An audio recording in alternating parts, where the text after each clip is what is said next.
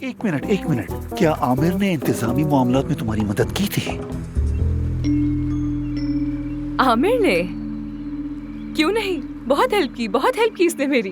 बहुत अच्छा पार्टनर है ये, वाकई में बेहतरीन पार्टनर है ये। इसे क्रेडिट तो देना ही पड़ेगा मुझे। और आपको पता है क्या, ये हर वक्त मुझे मोटिवेट करता रहता है, जोर देता रहता है मुझ पर कि तेजी से काम करो, जल्दी से काम करो, और मैं इससे मोटिवेट होती रहती हूँ। हाँ, बहुत शुक्रिया।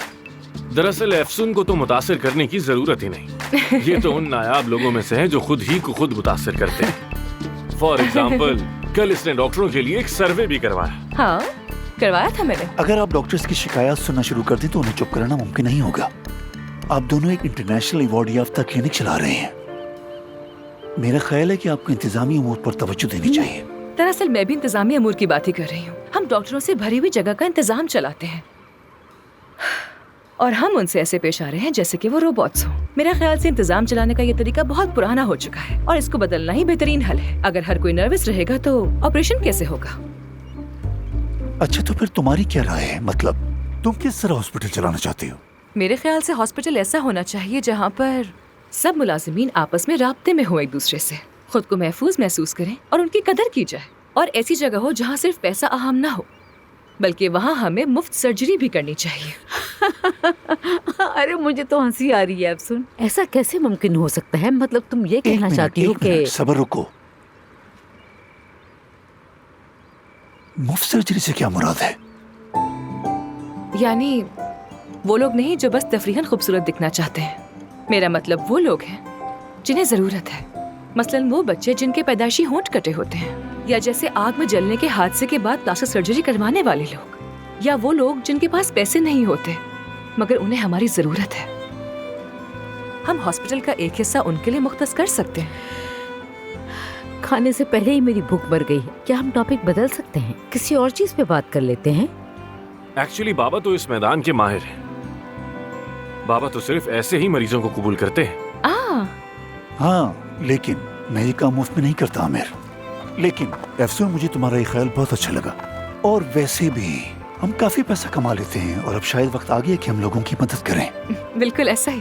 शायद। अरे लड़कियों, जल्दी खाना लगाओ, मुझे भूख लग रही है।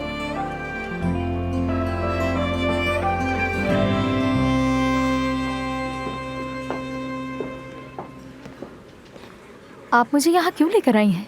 कहीं और बात कर लेते। तुमने कहा भूख लगी है, बर्गर खा लो फिर बात करेंगे। आप फिर कुछ सोच रही हैं ना? मैं तो हमेशा ही कुछ सोचती हूँ। तुम भी ऐसी हो जाओ, हर वक्त होशियार रहा करो। किसको ढूंढ रही हैं?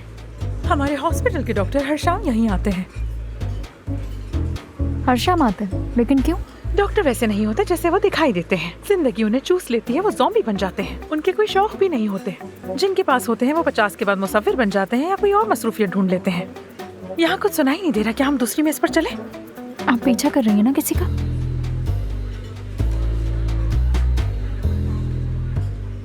वहाँ वो जो पास्ता खा रही है, नकली सुनहरे बालों वाली, उसे मामूली मत समझो।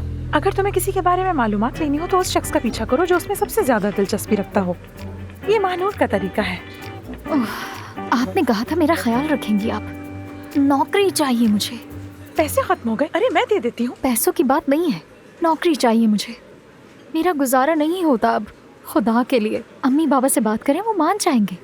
उन्हें बस ये डर है कि कहीं मेरी पढ़ाई पीछे न रह जाए। किस लिए चाहिए तुम्हें पैसे?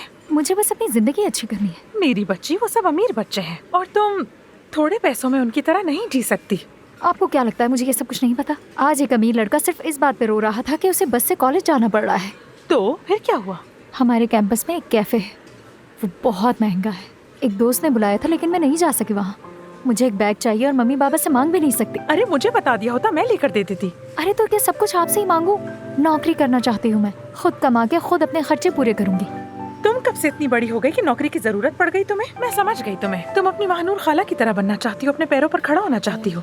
फिक्र मत करो, मैं संभाल लूंगी। हाँ, आप मेरी सबसे प्यारी खाना है। मेरी जान, मेरी जान। चलो उठ जाओ, वो टॉयलेट जा रही है, उसका पीछा अरे अभी करते तो मेरा हैं। खाना भी खत्म नहीं है। खत्म कर दूंगी, तुम जाओ जाओ जाओ।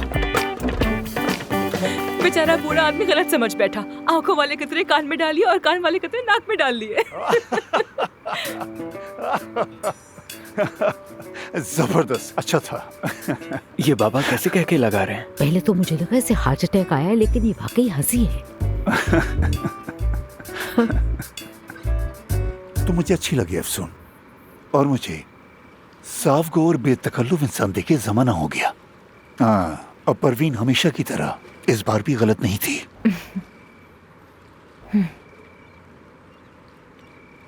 अगर पेट भर गया हो तो अब चलें यहाँ से। वाकई मुझे बहुत भूख लगी थी। बहुत शुक्रिया सबा खातून आपका। अरे खुश रहो। जान, हम बात नहीं कर सके। तुम क्या करते हो, क्या पढ़ रहे हो? अरे बताओ ना।